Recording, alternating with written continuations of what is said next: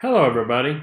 Welcome to week 13 of communication skills. And this week you've got a couple of things going on. Your self-analysis from speech number 4 is due.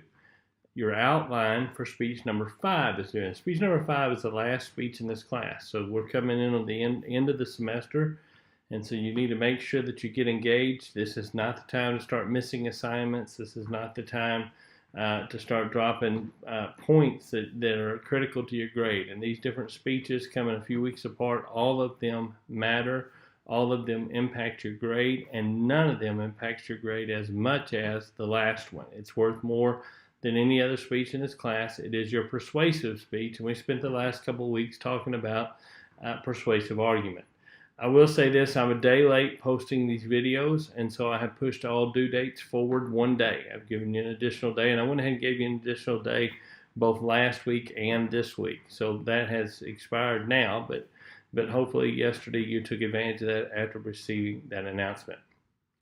Today we're going to be looking at chapter 21 and chapter 24. Chapter 21 has to do with planning and presenting in groups.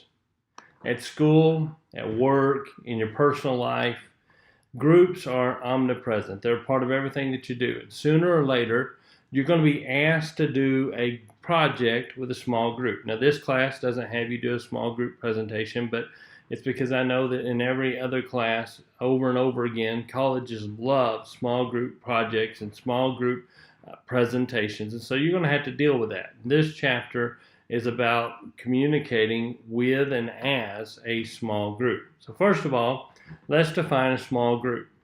A small group is defined as a limited number of people who communicate over a period of time, whether face-to-face or online, in order to make decisions and achieve specific goals. They're pulling together, they're united by a goal.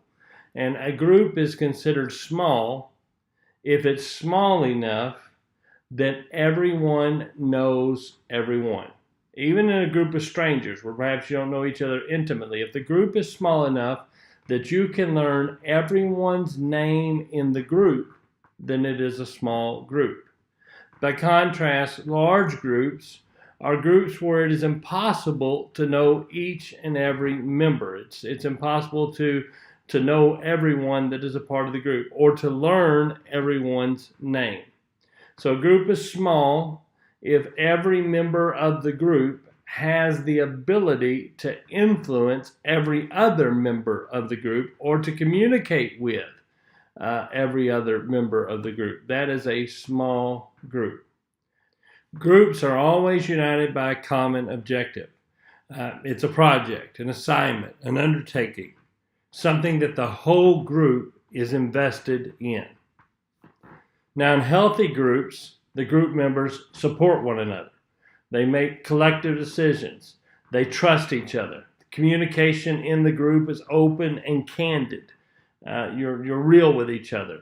And you're trying to excel or succeed together. You're working together, and you're trying to do well together. So what do you do when you find yourself thrown into a group? What's the first thing you do whenever a teacher puts together a group for an assignment? The first step in making a group cohesive is disclosure. You got to share a little bit about yourself, your abilities as they relate to the project, and your schedule as it relates to the group getting together. Every member of the group has to do this because this lets you plan future meetings, decide when you're going to get together, and it also lets you formulate a plan of attack for the assignment. You find out what each other's strengths are, where you excel, and where your other members of your group excel. And so disclosure is the first step in bringing a group together.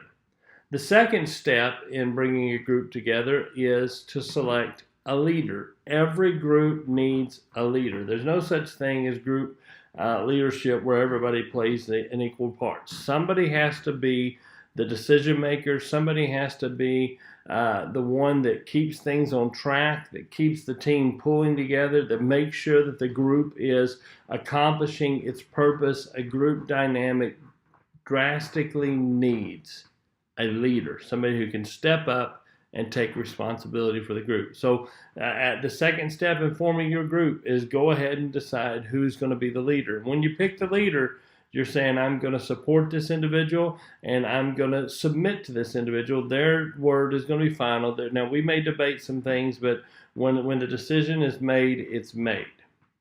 The third part about making a group cohesive and able to accomplish something, first, everybody has to disclose. Secondly, you have to choose a leader. And third, you need to split up the responsibilities. Group presentations are the same as individual presentations, except for the fact that you assign different parts of the speech to different people in the group. So once you've done your disclosure, once you've established who the leader is, then it's time to decide who is working on what, who is involved in which part of the project, what is your responsibility, and what are the responsibilities of the other members of the group. Now, when you're working with a group, the success or failure of a group is determined by its members. Have you ever been in a group project where one or two people did all the work and everybody else just kind of coasted along? Those two people are to be commended for carrying the group. However, if you were one of those people that were being carried along, then you were a detriment to the effectiveness of your group. Groups succeed or fail on the basis of the contributions of their members. And in order for a group to be successful, every member has to pull their own weight. Everybody has to get involved. There's a table in your book, table 21.1, that details group roles.